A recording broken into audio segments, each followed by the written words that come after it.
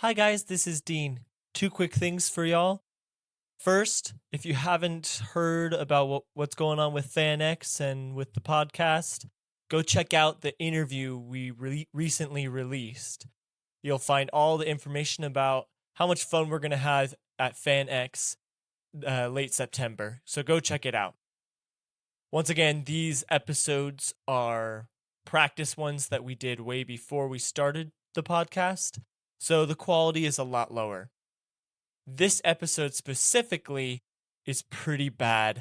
I accidentally put Gordon's input the same as David's, and so everything I had for Gordon was just David.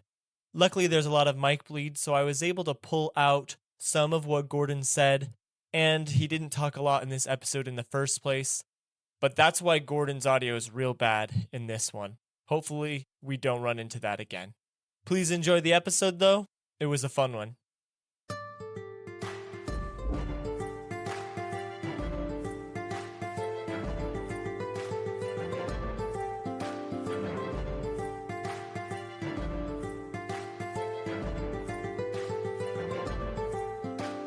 Welcome to Channel Divinity, a 5th edition Dungeons & Dragons podcast. I am Trent. I will be your DM for this adventure. Going around the table, to my left, we have... Trent Lord. I am David, and I am playing the character Leon Dehart. I am Dean, and I am a level 5 Oathbreaker Paladin named Malcom the Forsaken. And I'm Gordon, and I'm going to be playing Bridger Mountainsbane, and I am a, not that one, barbarian. So I didn't know we were saying our classes too, so I'm a divination wizard. Also, the Forsaken is your last name? His last name was originally associated with being Oh. a tiefling and serving, and so he... But you're an oathbreaker. Hey, what's up? Hey, Dean. What's up with your characters wanting to serve a god? Yo, I don't know, man. I just wanted to be a paladin. He helps with the world, but... Can the name just be the Forsook? No. Malcolm the Forsook. No. He doesn't go by the Forsook. He doesn't go by the Forsaken. Yeah. But, yeah. Okay. For sure. Wrapping up from last time we introduced each of the characters as Inquisitors in training, the elite team of Inquisitors that have been here for the last 4 years. They are moving on into their test to be Inquisitors. Naz Shan, the High Inquisitor and the trainer at this facility, told them that they need to go into the basement to interrogate someone to learn where the elephant, the golden elephant, demigod, son or daughter, child of the goddess Acheta, where he is so that they can go kill it. As a little bit also, they have 2 other people in the squad that are non-player characters, Abin and Asakura. Keep forgetting that name, Asakura. Gotta keep my notes open. Anyways, we're gonna pick up right as you are all heading down into the dungeon. So, Do we know what the dungeon looks like? yes, because you've been here several times. Cool. Probably to be tortured. So what room is, like, this hostage being held in? Is it like a cell with bars? Is it like an interrogation room with, like, a 2-way mirror? Is that... It is a torture room. It's a torture room. Oh, yeah. it's a Okay, torture so room. there's, like, one door and a bunch of, like, torture Yep. objects in there. And he's like chained to the wall. Got you. Okay. So this is on our way down, right? Yes, you're on your way down. You can try to strategize or talk as you walk down. I want to do that. Oh, perfect. All right, perfect. So I turn over to you, David. What's your character's name again? Leon. Leon. So I'm going to go, Leon, you're up. And then I look over at your character, which is Malcolm. Malcolm. And then I'm going to say you're going to follow him up because you're more impressively terrifying than this guy. We're going to All right. spectate. All right, once the short one fails, I'll step in. I'm going to first cast a spell on this guy. And the moment you say that, you just feel the presence of a person right behind Yeah. your head. And it's like whispered into your ear, you know, I don't like magic. And it is Abina right there. I don't even turn and look. I'm just going to say, I have a permit And this is on orders that I'm using this magic. Back away from me. She slowly backs away from your back and head. I mean, I'm like 2.5 feet tall, so Yeah, like, and she was leaning actually, in. no, I'm 4 feet tall. I'm on Okay, the so taller end for. You're no, like only 2 feet shorter than her. Or Yeah. 1.5 feet shorter than her. not terribly short. What is she? She's a human? She's an elf. Elf. So she's around like 5'7", 5'8". Okay. She's almost 2 feet taller. Yeah. So then I say, so I'm going to cast the spell on them. It's going to do a little bit of damage, but the main effect will make it harder for them to resist spells. Then I'm going to cast another spell for me to get into his head and find the information we need. I don't know if he's been tortured or not. If he looks like he's going to die, and he's that low, then, and I glance over at Malcom. Malcom, you have some healing fingers, right? I guess. So just in case, we don't want them to die before we get the information, so be on guard to save them. All right, that's plan 1. Plan 2 is probably Malcom beats him up inside of a zone of truth. Asakura turns and looks at you, and he reaches down and he pulls out a second smaller blade off of his waist instead of pulling the big odachi. And he turns and he holds it out to you, and he says, "Please, use this blade. It is made for pain." And you just carry that around, don't you? Just in case. Oh. Oh, okay. Okay, I'll take your knife, I guess. I get my axe. Can't do as much small damage. All right. I head over to where. Okay. You head over, and he told you which chamber he's in, so you all just walk right in, kick down the door, and the little 4-foot person. I'm out. I'm in the hallway. Okay. Is everyone else going to stay in the hallway? Yeah. Okay. We're going to go like him first and then follow with Malcolm. Who All do right. I see and in what condition? As you look in, you see a human male with long, shaggy, dirty blonde hair with an unkept beard, kind of like a leatherish clothing on, and he's just sagging against the wall with his hands kind of like above him shackled to the wall. He is... Oh, you're rolling your divination things. Yeah. Your portent. Best divination thing ever. Anyways, he looks in not the greatest condition ever. He looks somewhat starved. Looks like he hasn't really been able to eat in the last couple of days.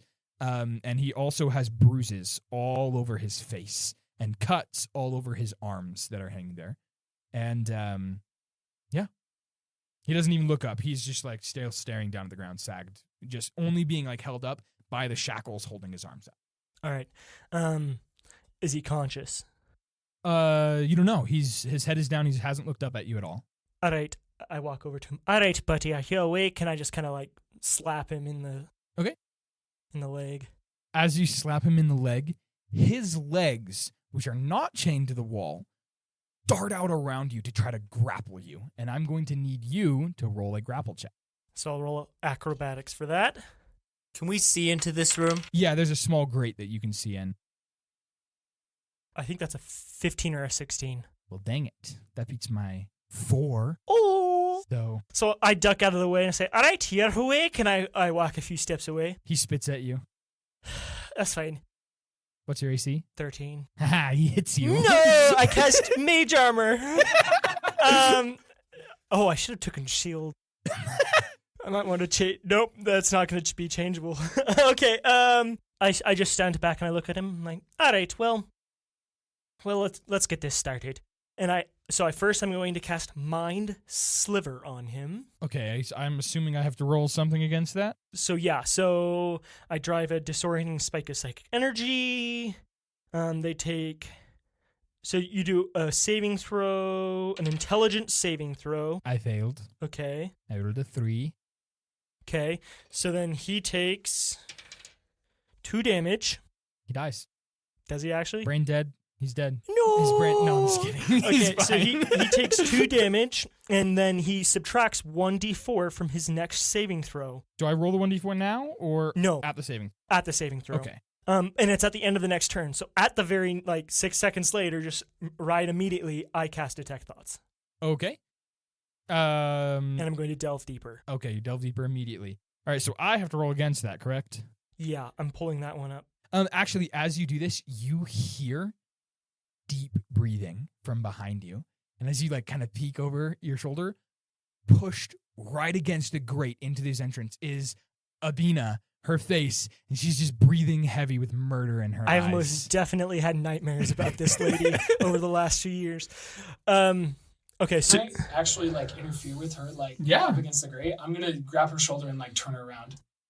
You pull her down and she like pushes you away gently. She doesn't push you too hard, and she just goes, "Don't touch me. You have magic in you too." That's not her voice. Don't touch me. You have magic in you too. that wasn't her voice. That wasn't her either. voice. I don't remember her voice, and I did it like 30 minutes ago. I didn't ask for magic. And I'm guessing that he's using it as necessity calls for the order. So you let him be so that we can finish this mission. Roll a charisma check. Yo, crazy one, if you mess this up, you're gonna die. You have advantage now. if you do intimidation. Oh, I'm gonna do intimidation. I'm gonna do intimidation for sure. 19. Okay, that succeeds. She just backs away sullenly. And she actually walks over to Asakuro and like just like hides behind him. And Asakuro just like looks at her like expressionless and looks back at you and just shrugs. Anyways, what does that detect thoughts do, and what do I need to roll against So it? you need to roll a wisdom saving throw All right. minus a 1d4. It's a good thing I have plus 60 billion wisdom. Oh no. No, it is, however, a 15. I use a portent, and the die he actually got was an 8. Oh, divination wizards. Divination wizards. Okay, so an 8 plus 2, so 10. Still minus the thing, right? Yeah. So he fails. So I managed to delve deep into his thoughts, and I'm looking for information on where the gold elephant, Yes, the gold elephant. where That's the what he's called. golden elephant is. Okay, real quick, can you read me detect thoughts and what, Yeah. when you delve deep, what does it give you? So if you probe deeper, the target must make a wisdom saving throw, blah, blah, blah. You gain insights into its reasoning, if any, its emotional state, or something that looms large in its mind, such as something it worries over, loves, or hates. As you delve deeper into his mind, first, you feel his emotional state. He is distressed. He knows you are in his head, Oh, yeah. but he can't do anything about it. And he is frantically trying to think about anything but the elephant in the room. But he thus thinks about the elephant Ba-dum. in the room. And he can only think about the elephant. You know the thing where it's like, Yeah. You try not to think about it. the elephant, and then you can only think about the elephant. Yeah, that's what's happening to him.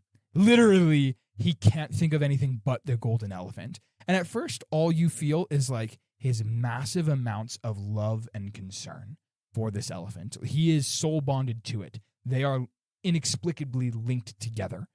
And you can feel that link. And as you actually delve into his head, for a second, you feel the elephant's thoughts as well. Just for a split second, you feel a flash of confusion, you feel a flash of concern, and then you feel determination. And you sense that the elephant knows where you are. And then the connection is abruptly, you are shoved out of not only the elephant, but also him. While I was getting that information from, because it first started with the location of the elephant, right? No. Didn't? He does not know the location of the elephant. It first started with the love and concern for the elephant. Okay. Then as that is happening, because this is what I was going to be doing anyway, and so I probably would capture this, is I'm casting the cantrip Encode Thoughts, which is kind of like Dumbledore's thing where he pulls out a memory and makes it a little physical like magic thing. Is that a concentration spell? No, it's an action.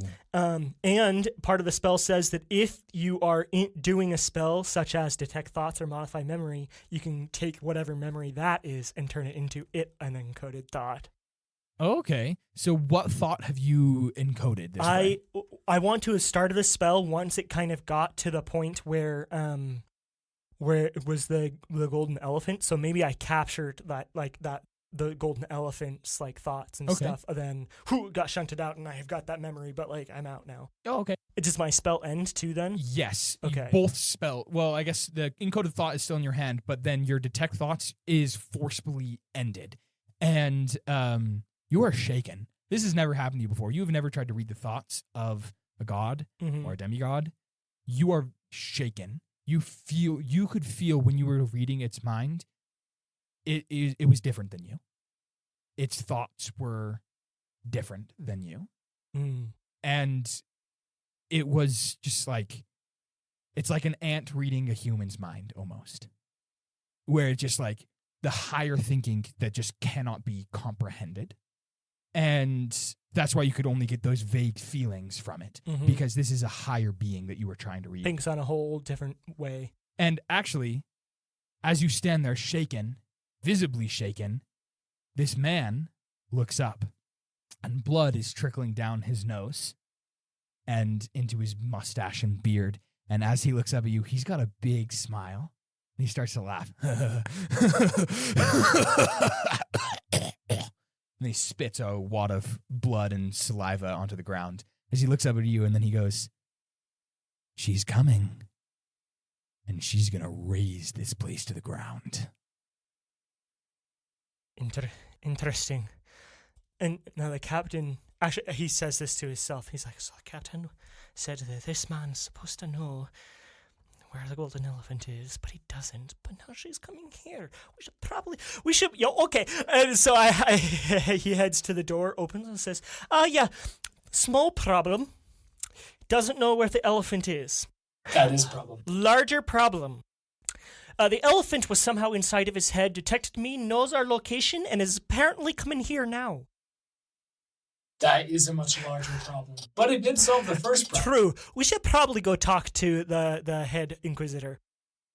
I want to talk to him. Go for it. And I just start booking it. I'm going. Okay. Like, this is information that needs to be spread. Okay, Asakuro and Abina are both going to follow you. Abina behind Asakuro, following you. Good. I send a message to Asakuro as we're running because I have that cantrip. Okay. I thought you said a beano. No. I was like, I she's gonna kill you. I kind of just like pointed and I'm whispering quietly under my breath because that's how the message Yeah. cantrip works. And I basically just tell him, "Don't let her get to me. I am very scared." You just hear the thoughts back. So same as usual. I just like turn back and nod as we keep running. All right. Are you gonna stay or are you gonna go? I'm gonna turn and look at Malcolm because I'm concerned for him. Yeah. I trust that whatever he does here is his business, and then I'm gonna run up the stairs after everyone else. Okay. For sure. Malcolm, we're gonna go to you as they run. You walk into the room and you see the guy. He's still actually laughing, kind of insanely, just like Okay. But every once in a while it breaks and like coughs. So I look into the room. Okay. I learn its layout and where he is. Okay. I'm going to cast darkness.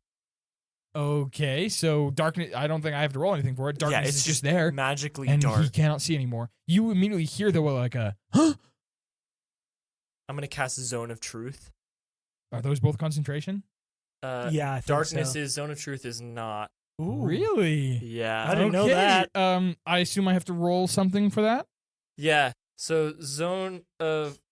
Actually, is this guy like pretty beaten up? Yes. Okay. Zone of Truth, a charisma saving throw. Oh, charisma. Dang it. I was hoping it was going to be wisdom. If it was wisdom, I might have made it. With charisma, that's a 13. He had to beat a 15. Dang it. If it was a wisdom, he would have beat it. Well, that's too bad. Dang it. Okay, so he now has to tell the truth. Do you know how Zone of Truth works? Yeah. Okay. Everything he says has to be the truth. So I am going to... Okay, next step. Okay. I don't know if this will work, but my guy's going to try it anyways. Okay. Protection from evil and good. Okay. It probably won't work. That's but a concentration spell, though, right? Is it? It is. So darkness ends? Okay, would you let me cast prestidigitation on myself first? Sure. I'm going to make myself look as menacing as possible, like shadows billowing out of me, kind of thing. With well, it's not prestidigitation, it's thaumaturgy. Okay. I'm pretty sure thaumaturgy can do that, I think. If you'll let me do it, then yeah. Sure. Okay, and then I'll do it. So I look. Like Did you like walk into the darkness? Mm-hmm. And I'm right in front of him. Okay. And who are you casting protection from good and evil on? Him. So the protection grants several benefits. Creatures of those types have disadvantage on attack rolls against the target. The target also can't be charmed, frightened, or possessed by them. So I'm wanting to see if I can sever or weaken the connection between him and the celestial that he is connected to. Oh. So that's why I'm like, I don't know if it'll work. Okay. Or if I could temporarily cut him off. If you cast it on an unwilling creature, do they need to roll something? It doesn't say. Oh, shoot. And is it a touch spell? It is. Okay. So the darkness drops, smoke billowing out. You stand there, smoke and darkness billowing out from behind you, from underneath your trench coat and rising around you. And I'm going to put my hand on his face. The moment he sees you, he freaks out. Ah, ah, ah! And then you put your hand on his face, and your palm is kind of like over his mouth or on like his nose? Over his whole face. Okay. I mean, your hand can't fit over his like whole... Yeah, it can. Okay. I just put my hand on my face. Yes, it can. All of us just put our hands on our face. Yeah. Yeah, so you feel like his mouth, like, still trying to scream, but, like, your palm is, like, in it right now, forcing him so he can't really, like, open his mouth or scream. And you cast this spell on him, and immediately he freaks out even more. Where are you? Why are you gone? What did you do to me? She's abandoned you, you weakling. We're bound. She can't. It's impossible. How does she know where to find us? She sensed my location, or she sensed his location as he read my thoughts. Why am I telling the truth? Why can I not lie? Does she know the location, or is she drawn to him? She's drawn to him. I'm a book it. Hang on, I gotta go back. I have to make sure I'm marking off my spells. Yeah, you're about to use all of them. Yeah, well, I used Zone of Truth and Darkness, which are both my level 2 spells. What is her weakness? It doesn't say anything. Zone of Truth does not force him to speak. It just forces, when he speaks, it is truth. He just, and holds his lips tight as he can. I'm gonna cast Command. Okay. Answer. Okay. Oh. I have to roll something against that. Good right? use of spell. This whole one shot. Good use of spells. Yeah. Oh my goodness, Dean, take an inspiration die. Oh my goodness. The 4 combo because prestidigitation. Yeah. Horrifying. Absolutely horrifying. All right. What do I need to roll against this? Let's see. I just pulled it up. Wisdom saving throw. Oh, let's go. 18. I have to be there to use my portent. Oh, okay. You did just get an inspiration die. Oh, can I make him reroll with that? I think so. I'm pretty sure inspiration just gives you another reroll. No, because you can give it to other players. Up to you. Yeah, if you'd let me make I would let you make someone else reroll. Make him well. reroll. Yeah, I expected that. It's fine. It'll make the battle better, so we can't just save a fail from someone. Except the divination we'll just do that. 17. Dang it, it still passes. All right. So he still just as he shakes his head back and forth. I am going to stab him. with the pain dagger? Yeah, with the pain dagger. Okay. You stab of trying for a fatal blow. For a fatal blow that I could heal. Oh my yes, goodness. Kate, yes, bro. Yes. Okay, go ahead and roll with advantage because he is restrained. I'm glad I have advantage. That was a 2. That was a 4. He's not wearing armor, so his AC is low. Oh, I mean, I add 7, so it's an 11. That's a hit. Okay. His AC is Ooh, only I'm like, 10 do I plus his hit? dex. I missed the guy chained up against the wall. No. Okay, yeah. So I hit him and I roll damage, or Yes, go ahead and roll damage. It is a d6. This counts as a short sword. I am going to. Here's something else that happens. As you stab him, this blade glows red, and runes appear carved into it. And for the first time, you realize this is a magic weapon. Oh, I'm keeping this dagger. That's illegal? That is very illegal. And as you stab him... Have I not seen this before? No. You have not seen this weapon used before. And as you stab him, the runes on the blade glow red, and he screams in pain. It's a short sword, so it's a d6. I thought it was a dagger. No, it's a short sword. Oh. Still rolled a 1. But Go ahead and roll 2 extra d6 of psychic damage. that's 15. As you stab him, Is he unconscious? Yeah, he screams. And this, I'm doing psychic damage because I don't know what else to do, but basically it just is supposed to enhance pain. So you stab him just right into the gut, and he just screams, blood shoots out of his mouth, and then he collapses, dead. After like 5 seconds, Okay. I use Pool of Healing, give him 1 hit point. You use Pool of Healing to 1 hit point, and it's just 1 hit point. So the wound on his stomach just like scabs over, and then he just and he coughs out more blood. And he looks up at you, and he's Okay, question. Zone of Truth is still active. no, he died. So Zone of Truth was no longer active. He The does. Zone of Truth is It still in the stays area. there. Oh Does shit! he Does he have to remake reroll? a save? Yes, he does. 19. Ah, dang it. Okay. So he kill him passes. again. I know.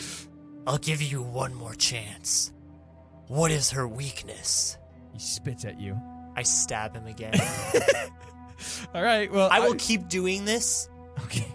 until he passes, and I'm going to try and command again. For Okay. I'll just roll real quick.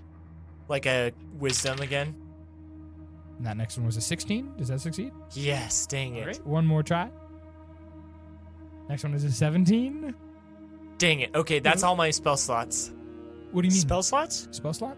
For Zone of for Truth? Zone of Zone of Truth. Truth stays Oh, active. okay, For yeah. like 15 minutes, I Okay. think. You should No, keep no, no, track of I your was- hit I have point two- things. What do you mean by hit? Your lay on hand Your lay on point. hands. You only have so many of those points. Yeah, so I've used 1, 2, 3 now.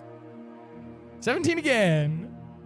And I'm 6. asking him the question Each time? each time. Each time he spits at you, but after this is the 5th or 6th time. I think 5th now. This yeah. is the 5th time you've killed him, and this time he rolled a 6, so he fell on the Okay, saving this is a throw. gruesome A episode. little bit. My bad, I'm man. an I don't expect this I'm this an episode. evil character. I mean, I assumed as much. explicit tag on episode. It's not blood; it's rainbows coming out Okay, of his so mouth. let's just. I'm going to basically. He is looking broken at this point, and he just failed the saving throw. And he just looks at me and goes, What is her weakness? "Behind her neck. Behind her neck, she's got a point, a weak point, where her armor isn't there. Her defenses are weak there. Just stop killing me." Would you rather die or stay here? I'd rather die. At that, I take out. I don't want to hit him with the dagger, Okay. so I'm going to take out a javelin Okay. and just use the blade on the tip of that to cut his throat. Could and literally kill just him. punch him for 1 damage and kill him. More evil if you just left him. No, because he's technically an evil character, but he's not chaotic. So he's like, He is lawful. He has honor. He just has evil honor. I was doing this for a purpose, not just for fun. And so now I will kill him without causing as much pain as I can. You kill him, Okay. and he just dies. And now I'm gonna go to what's the High And then Inquisitor's Trent name? rolls death save throws, and he wakes up in 2 hours, and he's just miserable. No, I will absolutely make sure he's dead. He comes back to life, not 20. Nah, man, nah, he dead. No, I'm just kidding. Yeah, he's dead. He's Okay, and then what's the High Inquisitor's name? Nazshan. Najsham. Nazshan. Sean. Which Okay. me and Bridger are probably. Yeah, I'm going that way now. Okay, we're going to quickly cut to them. You walk into his office, missing one member of your elite squad. Sir, we have Nazshan looks up and he goes, that was quick. grave news. And I take the memory and I put it on his desk. And I said, you have to hold it and cast a spell. Can you cast a spell? He reaches out and grabs it, and it just works. Oh, nice. You don't know why. So he reads the memory that I Yeah, copied. he reads the memory. Does the memory disappear when someone reads it? I am unsure. Okay, well, he reads the memory, and whether or not it disappears or not, he crushes it in his hand. Okay. So it's gone. And then he looks at you and he goes, you fool! He is not. The elephant should not be coming here. Sir, I think the best action to take would be for me to leave as quickly as possible. He should not find the base. But the elephant is coming here. That is where he learned the location. Oh, that's true. We need to set up a defensive perimeter. You elite squad, it was your job to kill the elephant in the first place. And we will do that. He looks at you and smiles. Good. Go. Get Malcom. You are not allowed back into the facility until the elephant is dead. Be gone. And I open up the door and I kind of usher everyone back out. Okay. Yeah, everyone gets ushered out. Malcolm is booking it, by the way. Yeah. We'll say at this point, Malcolm gets there, booking it, and he sees you all walking out the door. I'm going to book it past them. I'm going to go talk to the High Inquisitor. Okay. We'll follow him in. Okay. And you rush back in, and Nazshan looks up at you and goes, Malcolm, what are you doing here? I have more information. The elephant, it doesn't know the location. It's being drawn to the short one. This changes things. And do you have any other information? All I was able to get out of him was that the elephant's weak spot, behind its neck, its armor is weak. That's where I'll kill it. He looks at you and he gives a big smile, and he just nods and says, maybe you will be High Inquisitor someday, after I am dead. Oh, I'm a failure of an Inquisitor. That's why you have to trust it to a real pro, not these noobs. He nods and then looks at you and then says, Malcolm, stay here for a second. Everyone else, clear the room. Sir, should we follow that plan for me to head out as far from base as we can? He looks at you and says, yes. Go prepare. Bring your squad with you. Malcolm will be on his way shortly. And then kill the elephant when it finds you. Do not go too far, but far enough away that it will not find the base. And then he dismisses you, and you all leave the room, and you close the door behind you. And As I close the door, I'm like gripping the handle tightly at the sound of Malcolm getting more recognition. And I just kind of like shut the door really loud and like not like slam it, but like as it's getting close, I just kind of and then walk away. Malcolm. Now Sean stands up, and he puts his hands behind his back as he walks around you in like a circle. He says, Malcolm, Malcolm, Malcolm.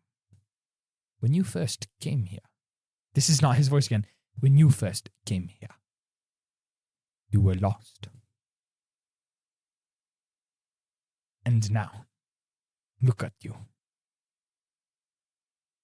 And then he puts his hand on your shoulder and he says, Malcolm, despite you being hot-headed and rebellious, you are very similar to myself. 500 years ago. You know, this guy is not an elf. Yeah, but we probably knew he was some kind of ancient person, right? You probably did not know he was that old. And he says, I fought in the God War against this isle on the side of Dalgar. You are old. Yes. Have you ever wondered why I am so old? I'm speaking to him just in Hidalgan right now. Oh, you can speak Hildalgan. Yeah. He responds in Hildalgan. So, why have you ever considered why I'm so old? He loses his accent. I have not. He reaches his hand up and he tink, tink, tink on the carapace. Makes he says, sense. It is this. This is part of me. And he like wipes his hand, and as he wipes his hand, it like moves and ripples and pulls away from his chest for a second, and you see just his bare chest, and there's like scars crisscrossing it, and then it quickly refills the spot. And he looks at you and says, because of this, I doubt I will ever die. But you may be able to take the place of High Inquisitor, as I may not want it forever. And you too may be gifted something similar to this. And he walks over to his desk, and he opens up one of the drawers, and he reaches inside, and he pulls out just a lump of iron, or steel looking. It is not the black looking thing he has. It is just this steel. And he just puts it down on the desk. And as you look at it more closely, this lump is not mineral-esque. It is not angular edges and sides and sharp corners. It is smooth. And it looks like a fruit almost, a very large fruit, like the size of a basketball almost. And he looks at you and he says, this is for you. Eat it. Now. Would I know that this is not a tone I should argue with? Yes, you do. You do know that this is a tone you should not be arguing with. Okay, he just eats it. You pick it up. It's basketball size. You pick it up and it is heavy. It feels like a basketball of steel. You reach down and you take a bite and it's soft, like a fruit. And as you take one bite, it floods into your body. This fruit, this basketball-sized thing, turns into like a liquid and flows not just through your mouth, but also up into your nose, through your eyes and your ears, every orifice on your face. And it is excruciating. Ah! What is this? And once it's done, you feel calm. You feel a clear head. And he looks at you and he says, that was a fruit of the tree in our backyard. This is a special plant. A miracle plant. You have just consumed a fruit made of steel, pure steel, that we buried at its roots. It absorbs the metal and creates a fruit of them. But the metal then becomes living, bonds itself to a creature. You are now bound with this steel. Am I going to start growing armor? No. It's alive inside you. It has a mind. It can be your greatest friend, or it will kill you. I don't know. It hasn't gained consciousness yet. And it probably won't. For a while. I'm used to having someone else in my head. Yes. After all, you were a paladin of that one. She was ridiculous. I alone could take out part of her army. She's a fool. It's a good thing you left her, but unfortunately, you leaving her left your power a mess, rotten. This fruit should support that, so that you will not lose the remnants of her essence. He looks at you. I'll make it my own. Good. He looks at you and says, I won't need any borrowed power. He smiles as he looks at you and says, well, we shall see if you survive the week against the gold elephant. And maybe, someday, you shall be the High Inquisitor. Now go. Not just maybe. And I'm walking down as I say, not just maybe. I will. And I'll surpass anything you've reached. And I walk out. You just hear him laugh, just a and then he calls back in common. You do not need to worry. I would be stepping down soon enough. And that's where we're going to end the episode. If you heard a timer a little while earlier, that was because that was the time we were supposed to end the episode. Dang, man. A little bit of lore I was not expecting this at all. A little bit of lore I wanted to throw in there. 100% I thought he would tell Dean to kill me. 100%. Oh, also, I come was back in here. totally Go going to kill that talk to dude. him about the dagger. Yeah, I was worried about the dagger. I was like, Next week, you could go back in the office. Yeah. We'll retcon it next week because we got to wrap this up right now. As you're Well, walking we out don't the have to office. retcon it. I'll Wait. just bring it up later. We can Okay. just... Okay, cool. Yeah, you were just walking out the door. You could just walk back in. That is it for this episode. Thank you all so much for listening. I hope you enjoyed this episode as much as I did. Got a little dark. A little bit dark. Yeah, that's my bad. With the torture. But got some good lore in there. Some secret stuff. what are you, a chef now? Man, the secret spice. Whoa. The secret spice. Secret stuff? The little salt day hand thing. Oh, gosh. Anyways, thank you so much for listening. Once again, we have a Gmail at channeldivinitypodcast@gmail.com. Send us an email, and we would love to communicate with you and to hear what you might have to say to us. Also, leave a review on whatever podcast listening audio interface that you use, whether it's, I don't know, Apple Music or Spotify or anything like that. And we would love to see those responses, to see those reviews so that we can get in other people's lists so that we might be able to expand the listening base. Thank you so much for listening once again. I'm Trent, your DM, and going around the table we have... I'm David, and I play Leon Deshart. I'm Dean, and I play Malcom the Forsaken. And I'm Gordon, and I play Bridger Mountainsbane. Thank you once again, and have a great rest of your day. Keep tuning in.